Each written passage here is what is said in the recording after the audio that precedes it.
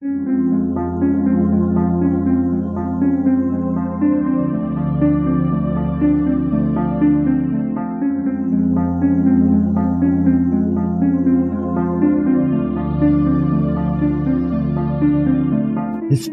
tells the story of the world and of our lives. Sometimes that history goes bump in the night.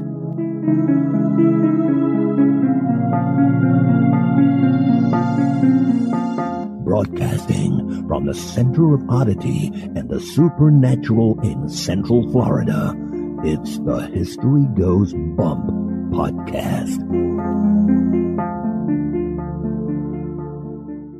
Hello, you spooktacular people. Welcome to this 371st episode of the History Goes Bump podcast, Ghost Tours for the Theater of the Mind. I'm your host, Diane. And this is Kelly. Kelly, on this episode, we're going to be featuring a location in Ireland, which is a little synchronistic because we were just on Mysterious Circumstances with Justin Rimmel, and he had asked us, hey, if there's one place you could go internationally that you haven't been yet to do some ghost hunting, where would it be? Ireland. Yeah, we both Most right definitely. off the get. We were like, Ireland. So wouldn't you know, here we are looking at a location in Ireland. This location is Charleville Castle, and it supposedly is one of the most haunted castles in Ireland. Excellent. Although the other castle that's right near it is Leap Castle, which I think gives it a hell of a run for its money. But before we get into that, we want to welcome into the Spooktacular crew, Nicholas, Stephanie, Carrie with a K and an I, Brian, Kathy with a K, Brittany Ann, Jennifer, and Terry with an I. Welcome to the crew, everyone. And now, this moment in Oddity.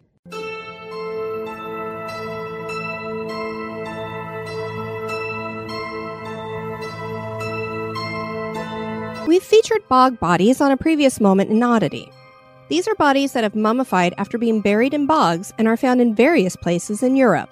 On this episode, we're featuring a haunted castle in County Offaly, and it is here that the old Croghan man was found in a bog in 2003. It is believed that this body dates back to the Iron Age, and based on the state of the body, archaeologists believe that he was a man of high status who was murdered. Reasons for the believing that he quite possibly was a member of royalty include the fact that he had manicured nails, so he didn't do manual labor, and he had a plated leather band around his left arm. The body was buried in a bog at the foot of a hill that was used for kingship ceremonies. Croghan man probably stood around 6 foot 6 inches tall, which was unique for the time period. It is believed that he had a diet high in meat, although his last meal was wheat and buttermilk. The man was thought to have died 2,000 years ago, and it is thought that he was murdered as a Druid sacrifice. Kings were held responsible if a harvest was bad or if the weather was particularly poor. The body indicated that he was stabbed in the chest, decapitated, and cut in half. This theory of sacrificial punishment is just one theory put forward. Another is that this was just a random member of the community chosen as a sacrifice to a fertility or harvest god to ensure good yields. The Croghan man certainly is odd.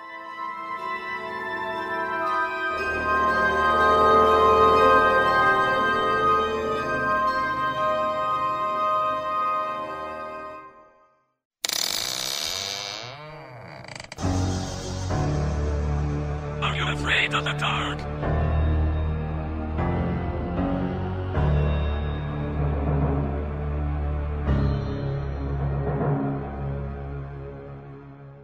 And now, this month in history.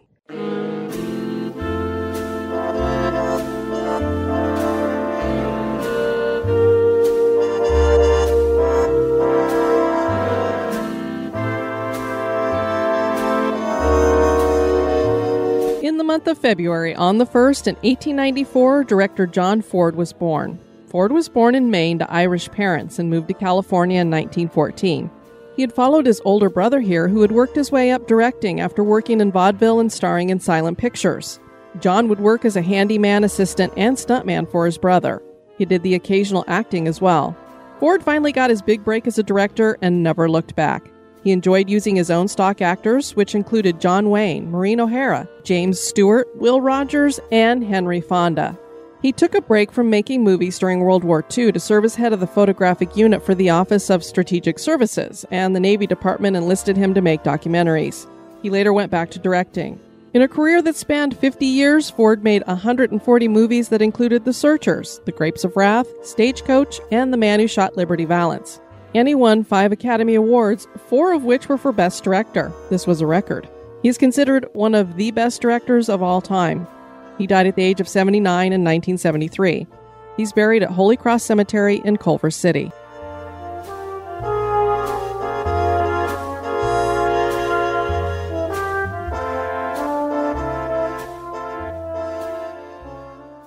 Several years ago, we featured Charleville Castle on an episode. This was not the only haunted castle in the Irish county of Oddity. Charleville Castle borders the town of Tullamore near a forest that was heavily used by Druids. Thus, the Druidic connection to this location is strong. This castle dates back to the early 1800s and is said to be the most haunted castle in Ireland, with legends of devil worship, torture, and mystical power. On this episode, we are going to explore the origins of Druids and examine the history and haunts connected to Charleville Castle.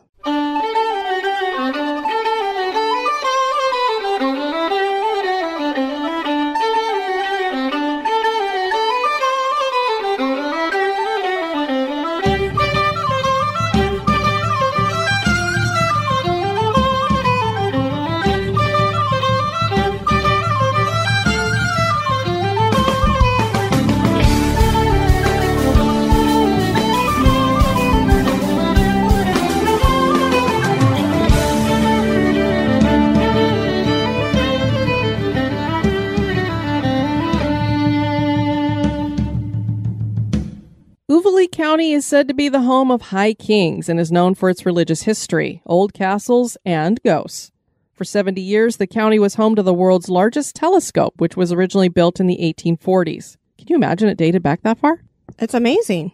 Tullamore, which was originally part of the first English plantation in Oddity, is the county capital and has around 15,000 residents.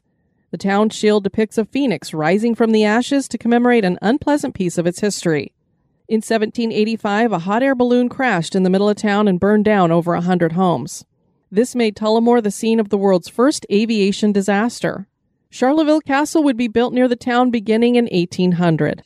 Of particular interest in the woods near the castle are the remnants of a Druid initiation circle. This area was very important to the Druids. That circle means that this was a sacred ritual site. Many scholars believe that the term Druid is derived from the Irish Gaelic word for oak tree, dara.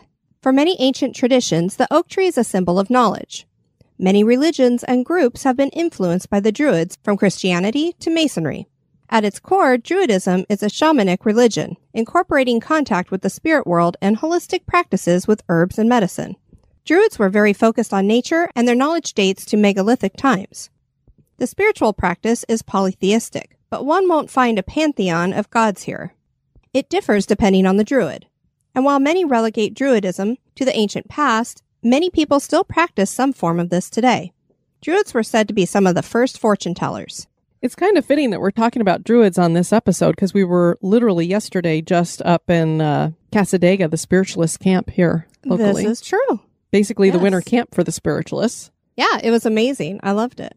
Yeah, we Had were a walking through all the stores, and they have fortune tellers and psychics and mediums all over that town. Lots of positivity there. Yes, there was, except for that one store you went into.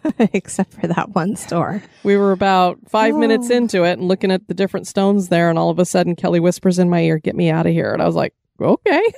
Yeah, it really almost started from the moment I went in and I was looking at some things on the shelf. I just felt such a heavy oppression and weight on my chest, and I started to feel nauseous, and I just kept trying to blow it off, and I'm like, no, I need to leave.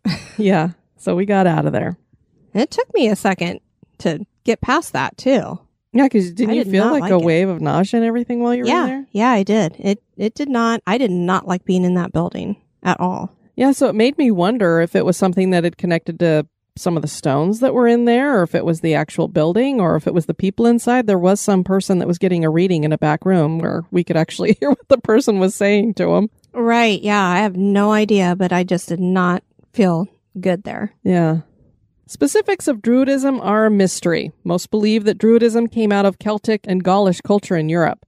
Their origin dates to the 2nd century BC, when they were mentioned for the first time in writing. Julius Caesar wrote of Druids in 59 to 51 BC.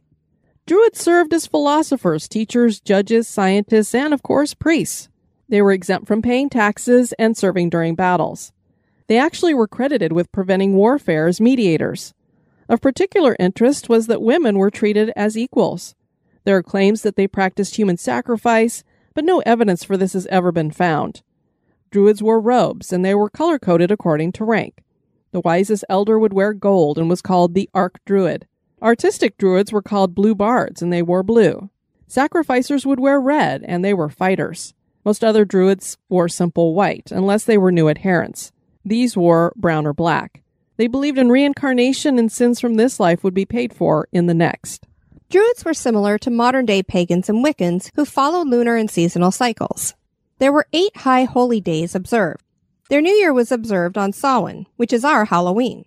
This represented the last harvest coming in and the time when the worlds of the living and the dead were the closest, so this was a time of mysticism. The winter solstice was Yule, and Druids would sit on mounds of earth through an entire night, and when the sun rose, it symbolized rebirth. The Oak King would reign at this time. Imbolc was observed on February 2nd, and their rituals would center around sheep's milk as they celebrated fertility and motherhood. Ostera fell on the spring equinox. Beltane was observed on April 30th, and this was the festival of fertility. Litha was the summer solstice, which was a time where the Holly King took over from the Oak King. Lugnasa was observed on August 2nd and celebrated the first harvest.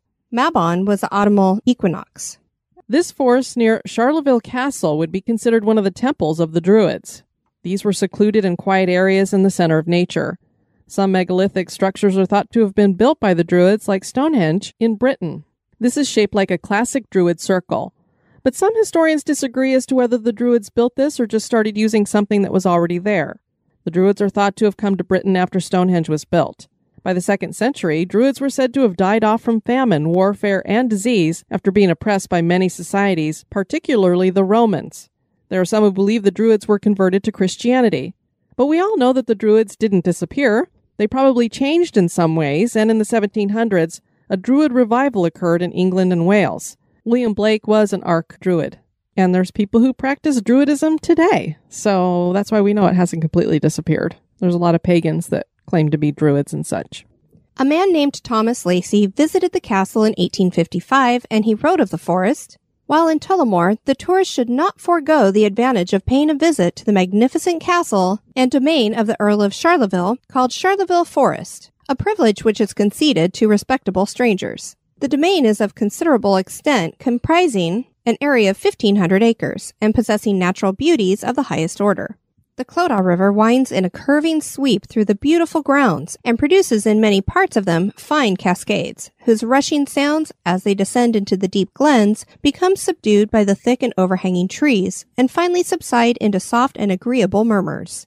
The widely spreading lawns and rich meadows are studded and surrounded with timber of great age and large growth, while the more youthful plantations afford covert and security to the very large number of deer, hares, rabbits, and pheasants, by which they are tenanted. The latter, the beautiful pheasants, are to be seen in great abundance on all parts of the domain." So I wanted to include that just to give people a real picture of what the grounds look like here. They probably really are very similar to this day because it hasn't been developed or anything like that. It sounds absolutely gorgeous. Yeah, so you can just imagine why they would have wanted to put their castle here. And why the Druids would have found this to be such a wonderful natural area to have some of their rituals and such.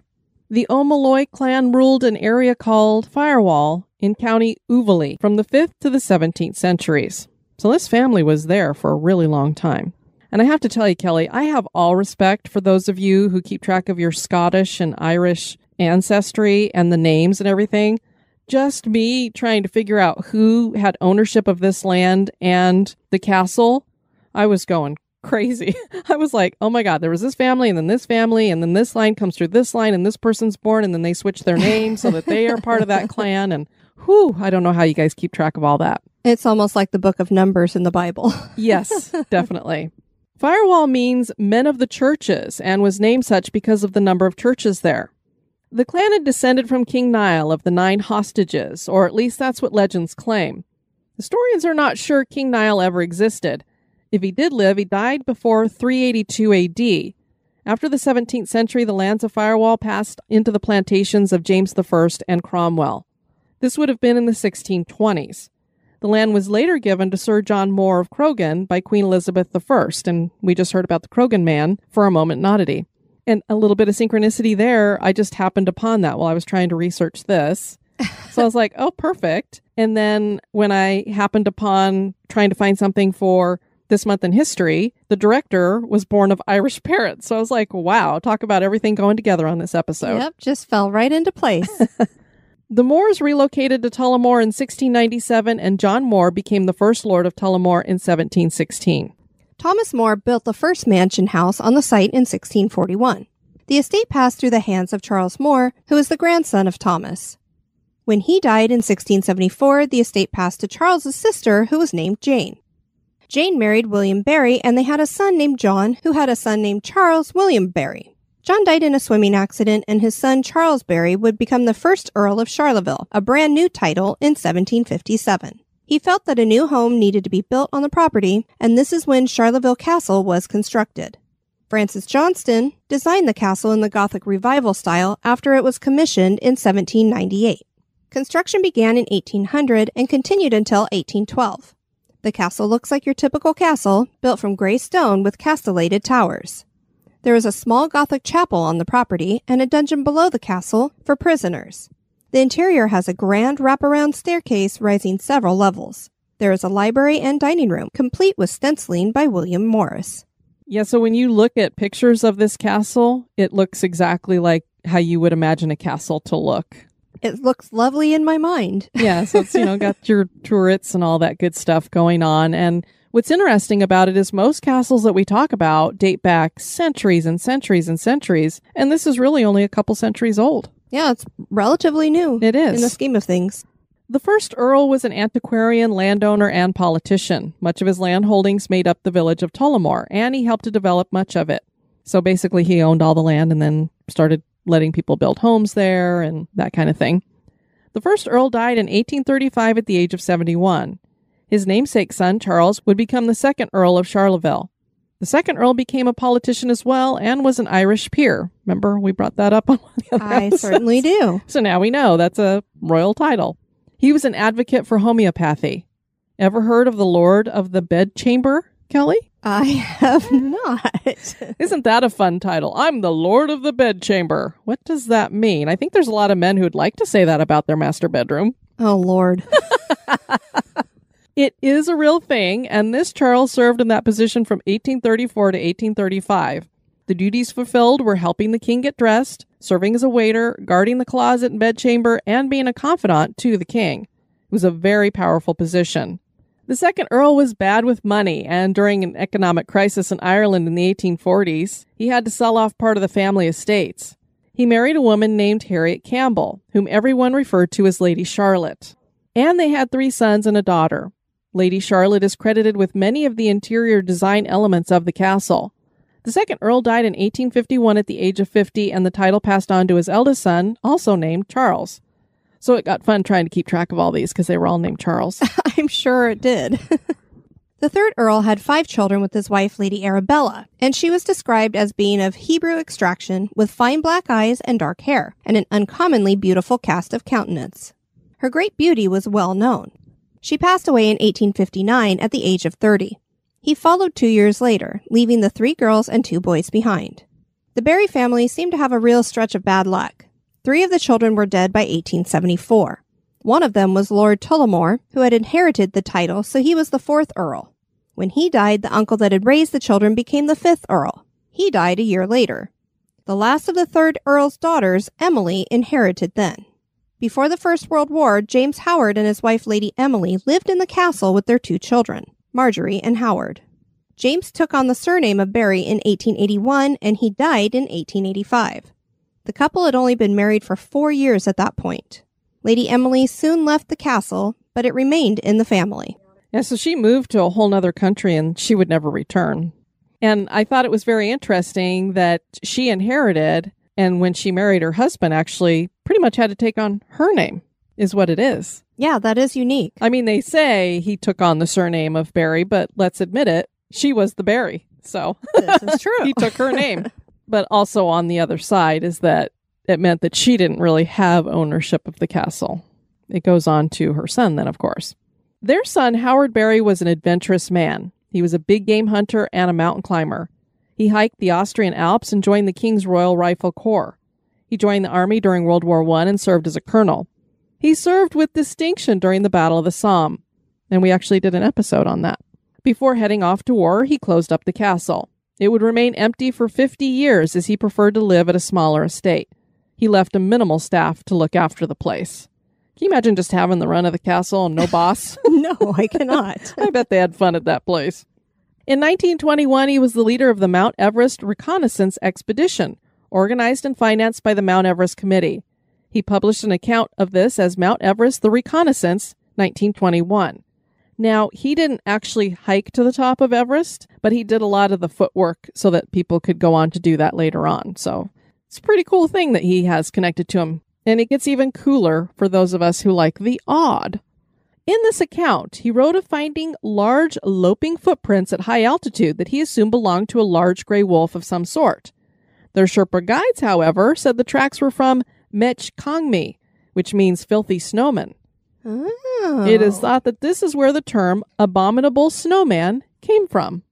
Interesting. And for us, I remember us talking about the abominable snowman when we were kids, but you don't hear about it anymore, really. Usually people use terms like Bigfoot, Yeti, something like that. Yeah, my biggest extent of knowledge of that when I was little was the Matterhorn at Disneyland. Yes, that and Rudolph the Red-Nosed Reindeer. This is true, but he was a nice guy. But he started off abominable because he had a bad tooth. He had a toothache. Yeah, I Can't get blame kind him. of angry then when I have that too. This was written by a man named Henry Newman, who wrote for the Indian paper The Statesman. His account went out to several papers, and one critic of this move was Ralph Izard, who published in 1955 The Abominable Snowman Adventure. In it he writes, quote, "Whatever effect Mr. Newman intended from 1921 onwards, the Yeti, or whatever various native populations choose to call it, became saddled with the description, abominable snowman, an appellation which can only appeal more to the music hall mind than to mammalogists, a fact which has seriously handicapped earnest seekers of the truth." So I kind of like that up until 1955, they were saying, let's get rid of that term. We're mammalogists. We're being serious about this. So they really were looking for whatever Howard Berry had supposedly seen up there. Right. And I just thought that was fascinating because I'm just reading through this and I'm like, oh, how cool that he was part of this Everest expedition. And here he's part of this royal family that's connected to this castle. And then I read in further and I went, oh my gosh, he's talking about Yetis. Very cool. Howard Berry was awarded the 1922 Founders Gold Medal of the Royal Geographical Society after the expedition. He died in 1963 with no family, so the property passed to a cousin, Major William Bacon Hutton, who took on the surname Berry in 1964. A young Englishman leased it in the 1970s. By this time, parts of the roof were gone from the castle. Michael McMullen started the restoration on the property in 1973. Two women, Constance Heavey Sequist and Bonnie Vance, took over after that, and a charitable trust, Charleville Castle Heritage Trust, was established. This is managed by Dudley Stewart, who oversees many volunteers. Tours are offered, and we did read in a couple of forums that overnight stays were offered as well. But we aren't sure on that, and even if that is the case, the setting is not like a hotel. Yeah, I just heard it described as a B&B, but not quite at the level that you would maybe be expecting it. It's kind of like there are some beds there, but kind of like Do it yourself. kind of like us staying overnight at the Villisca Axe Murder House. Okay. You could stay overnight, but yeah, I don't know that you want to be like, oh yeah, this is like a hotel. Alrighty. Eleanor Ridley writes in the Uvaley History blog, the long winding avenue in Charleville was designed in the Romantic age of Sturm und Drang. And I'm sure that that's Gaelic and I don't know how to say it, and seems the perfect setting to meet a ghost. Perhaps we may meet that of the old Bishop Pocock of Meath, who took a puke after a feed of mushrooms in Charleville and died the next day. Oh my word. Who took a puke? He took a puke. Don't eat those mushrooms. Or that of the second Earl, who went mad with upset over his lost fortune. Or that of the third Earl, who perhaps killed himself with overindulgence and want of exercise. Probably had a heart attack. Plenty of possibilities as we face into the many twists and turns in Charleville and of life.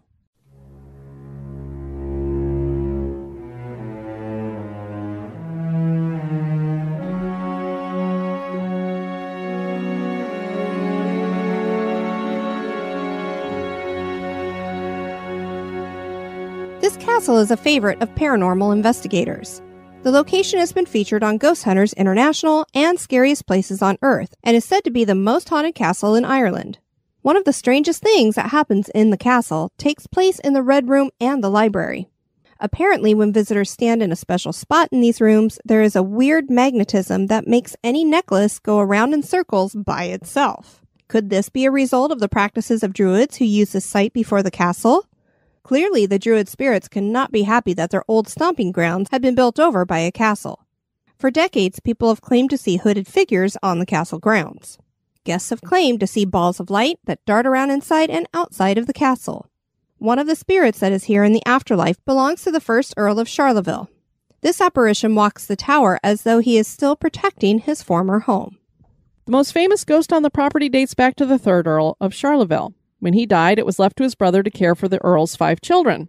One of those children was named Harriet.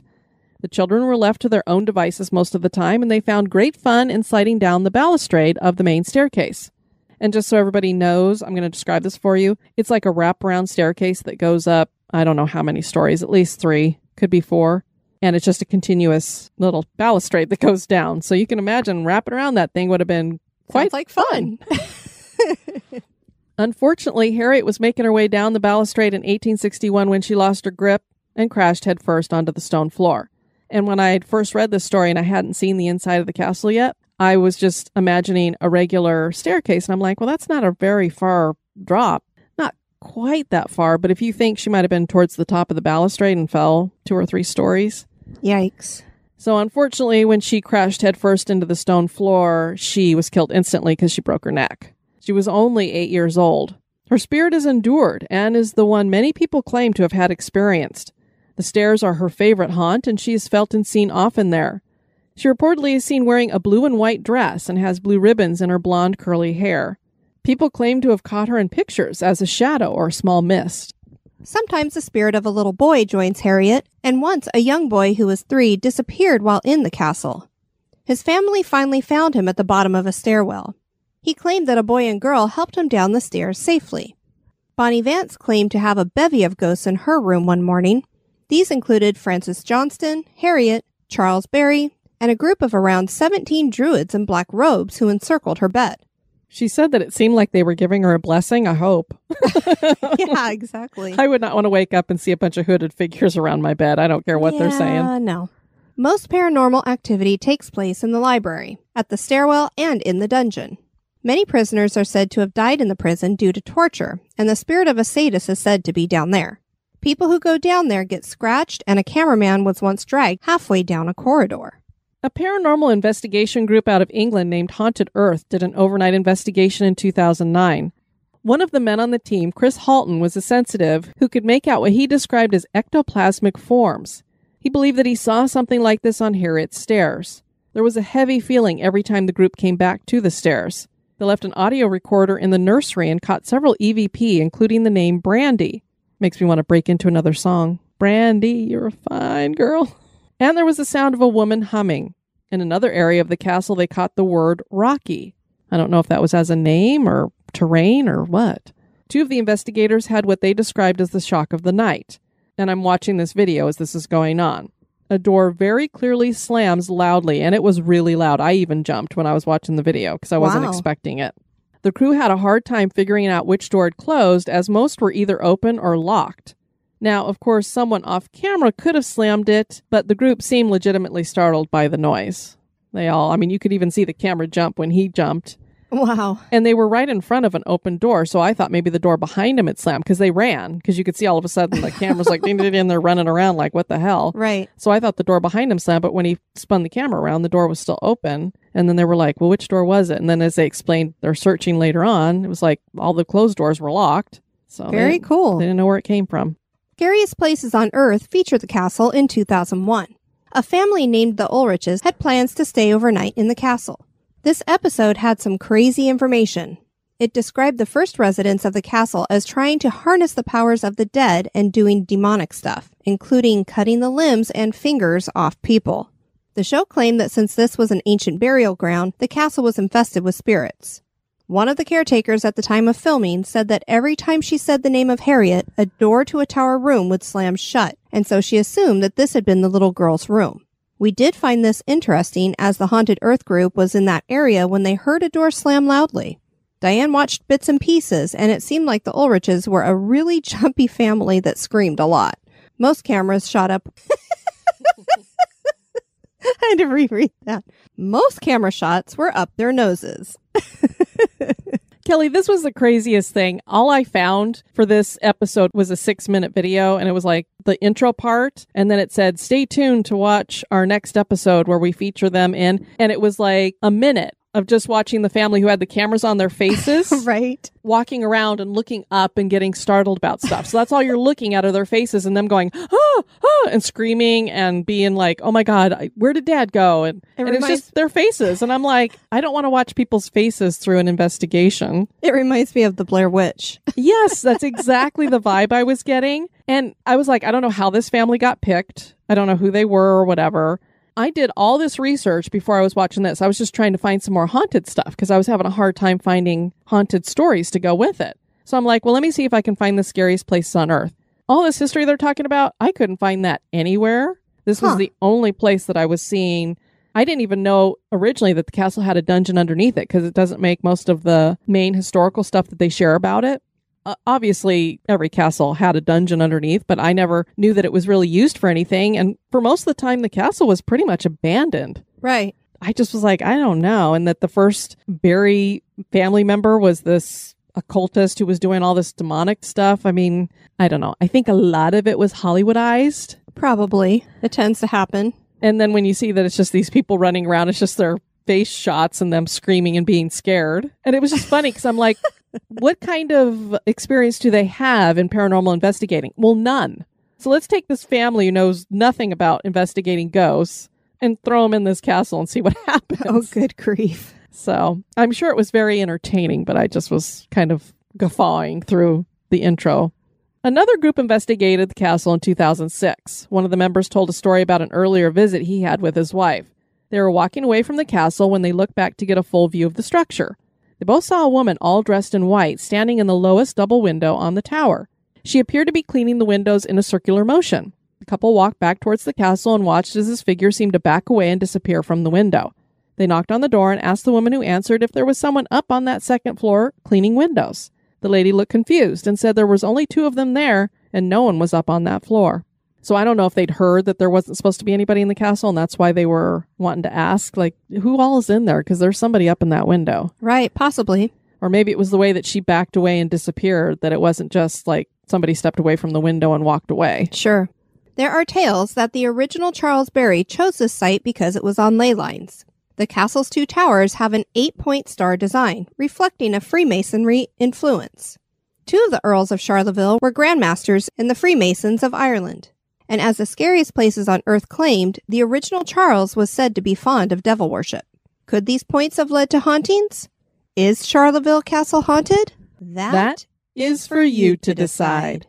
Well, Kelly, just another reason for us to try to get over to Ireland and check it out. One day. We encourage you guys to check out our website at historygoesbump.com. And if you want to send us some feedback, you can do that at historygoesbump@gmail.com, or, of course, on any of our various social media.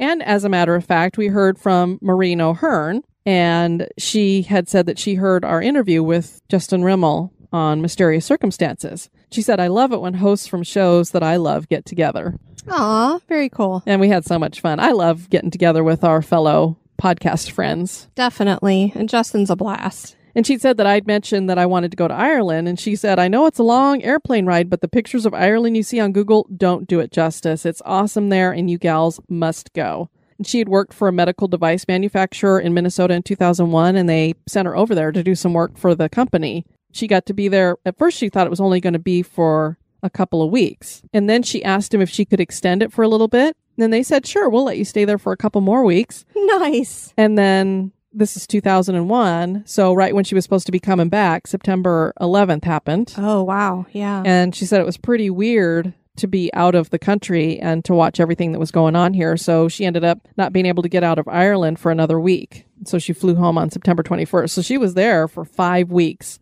goodness. And she said in that 5 weeks, she drove about 1,500 miles and saw all kinds of stuff. She's got the cliffs of Moher. I'm sure I'm saying these things wrong. Kylemore Abbey, Dunratty Castle, Still, Oregon, which is a suburb of Dublin. Apparently her grandmother's family's from there. And I had a feeling because her last name is O'Hearn.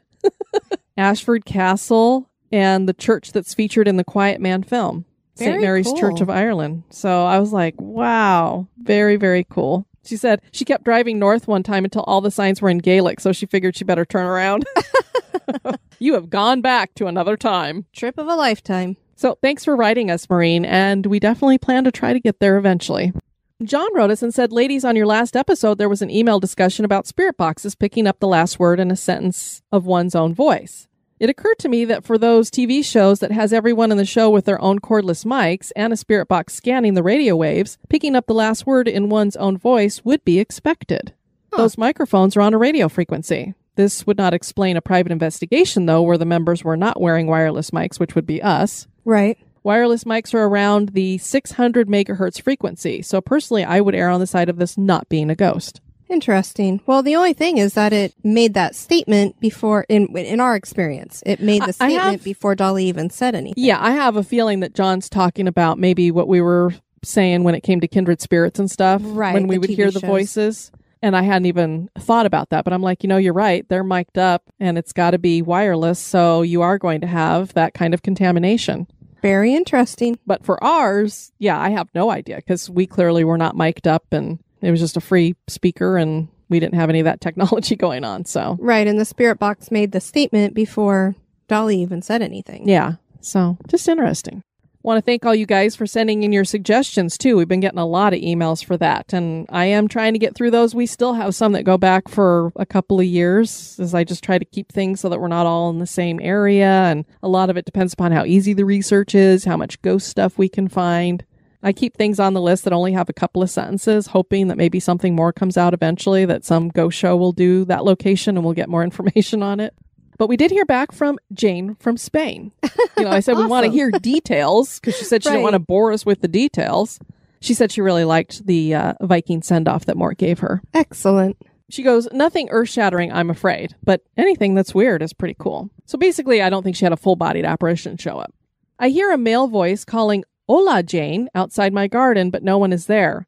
It's odd my English name is called because people call me Hane or Yenny, I think is how you say it, while she's there in Spain. Interesting. I also hear whistling replicating the whistle I call my horse with. Oh, there's a fellow horse person, Kelly.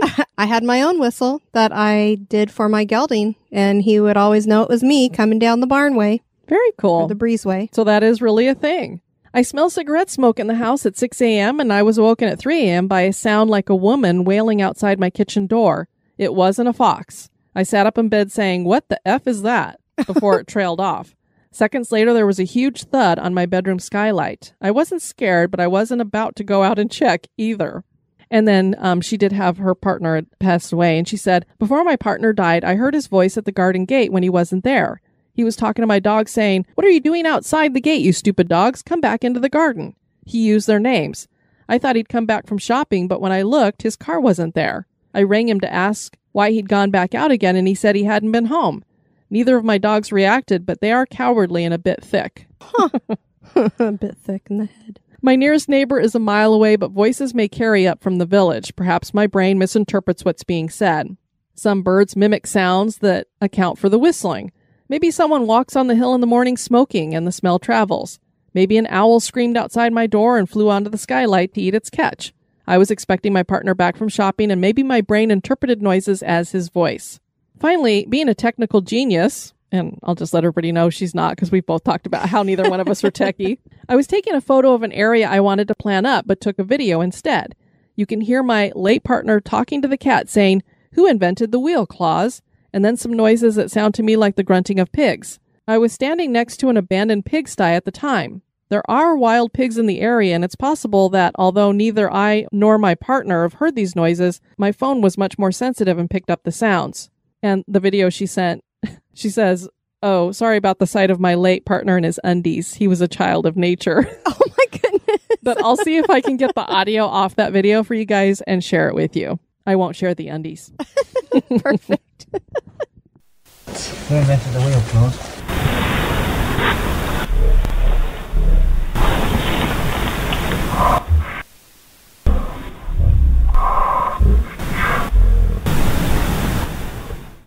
In the Spooktacular crew, Wes, who is one of our moderators, and he's the one who took care of the Halloween virtual trick-or-treating this year, and he did it last year as well, and Krampus last year. He and his wife were staying at the Martha Washington Inn, and some of you may recall that he had shared on one of our Halloween episodes the experiences that they had had there. Well, there's a girl named Ashley who had commented on this post, and she said, "I love it there. I had a paranormal experience. My cousin used to work there and would tell me all her experiences too. Tell Beth the heartbroken ghost hello for me. Oh, and the slave girl in the gift shop too. She's really nice, but she can be shy. And look out for the blood stain." So I popped on and said, Deets, hello. You had a paranormal experience. I want to know more. So she said, well, since you asked, here they are. When I was younger, I saw angels in my room. Ever since then, I would see or feel things. So we went to visit my cousin at the Martha, where she used to work, and she took us on a tour. She told us about the bloodstain and had my sister and I stand on the stairs, and I saw it seeping through the floor as if it was fresh. It was, and she puts in all caps, creepy. Then she took us to the gift shop, and that's where I had the craziest experience. I was looking through the window of the shop and heard, hello. I turned to my sister and cousin and asked, what? They said they didn't say anything. Hello there. I turned to them again, and they swore up and down they didn't say anything. They walked away to another part of the hall, and I heard, you can hear me. I replied, yes. She was so excited. We talked about her life and my life. She was a very intelligent spirit. But she told me, don't let anyone know I'm talking to you. When I asked why, she replied, I'm not allowed to talk to the white folk. So I think that's why she picked up that it must have been a slave. Yeah. It was then that I realized she was a slave. I guess she told us. My cousin hollered for me, and I told the voice bye and caught up with her, my sister, and my mom. I turned to my cousin and went, was that a slave quarters? She turned to me shocked and said, yes. How did you know that? I replied, oh, and whispered, the little girl told me. My cousin was freaked out and turned to my mom. My mom just said, yeah, that happens sometimes. She can talk to, sense, and sometimes see the dead. Though I can't see spirits now, I can still sense them and their emotions, what they went through, how they were feeling in life and right before they died, and sometimes I can piece together what happened. I actually ended up filling in a lost piece of history for a historical site in Florida by telling them about a spirit that was trapped in the jail of the fort. They searched through their files and corroborated everything I said. They now talk about them on their ghost tours. And she said, I love paranormal experiences, only good ones, of course. So thank you, Ashley, for sharing those with everybody so we could share it with the listeners. Absolutely. I want to thank you guys for tuning in to this episode. I've been your host, Diane. And this has been Kelly. You take care now. Bye-bye. Bye-bye. This episode has been brought to you by our executive producers. Dispatches from the Grave Digger. We want to welcome into the cemetery Carrie Martinez and Nicholas Kingsbury. Or is it Barry? Kingsbury. You both are going to be buried under chest tombs. Thank you so much for supporting HGB. You guys go so far to help us produce this. We really could not do this show without you. Be sociable. Drop the chain rattling, neck biting, and shape shifting, and join us on Facebook and Twitter at History Goes Bump. Like the page and follow us.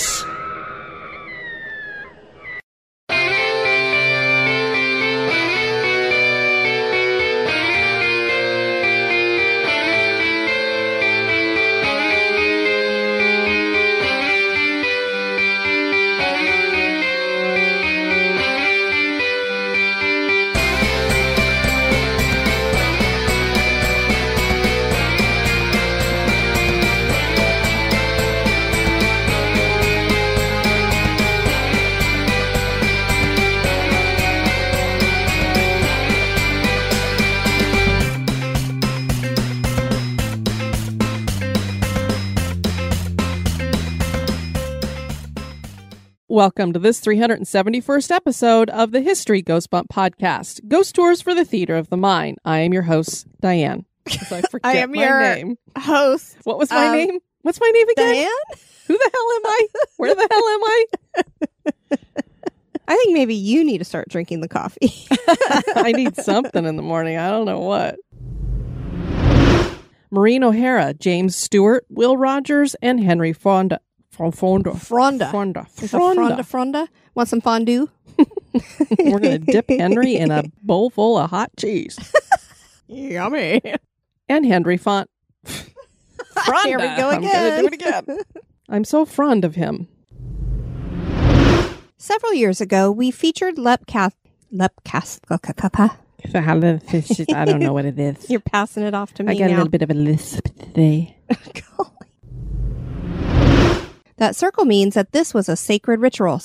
Ritual. I'd love to put Is that extra like R's being in things. Rickrolled? Oh, geez. It's a Rickroll site. Never gonna give you up. Oh, boy. That circle means that this was a sacred ritual.